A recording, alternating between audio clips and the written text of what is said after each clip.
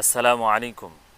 আপনার যখন দাঁড়িয়ে নামাজ পড়ার শক্তি থাকবে তখন দাঁড়িয়েই নামাজ পড়তে হবে, বসে নামাজ পড়লে নামাজ হবে না। এতে বোঝা যায় আল্লাহ সুবহানাহু ওয়া তাআলা আপনাকে দাঁড়ানোর যে শক্তি দিয়েছেন, তখন দাঁড়িয়ে নামাজ না পড়লে আল্লাহ সেটার হিসাব নেবেন। এবার খেয়াল করুন, আপনার চোখ আছে দেখার জন্য, আপনার কান আছে শোনার জন্য, আপনার মুখ আছে পড়ার জন্য, আপনার ব্রেন আছে মনে রাখার জন্য। এত কিছুর সুযোগ থাকা সত্ত্বেও আপনি যখন কোরআন শিখবেন না, এ না শেখার ফলে আপনার ইবাদত শুদ্ধ হচ্ছে না, আপনার নামাজ শুদ্ধ হচ্ছে না। বলুন তো, আল্লাহ সুবহানাহু ওয়া তাআলার কাছে কি এগুলোর হিসাব দিতে হবে না?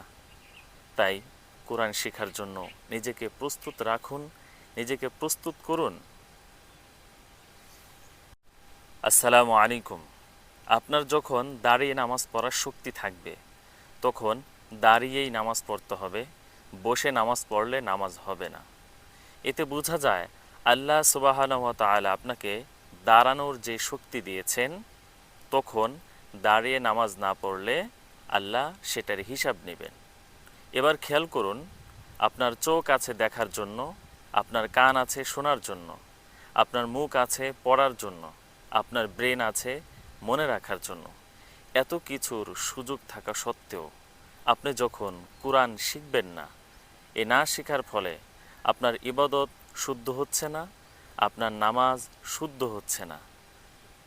বলুন তো, আল্লাহ সুবহানাহু ওয়া তাআলার কাছে কি এগুলোর হিসাব দিতে হবে না? তাই কোরআন শেখার জন্য নিজেকে প্রস্তুত রাখুন, নিজেকে প্রস্তুত করুন।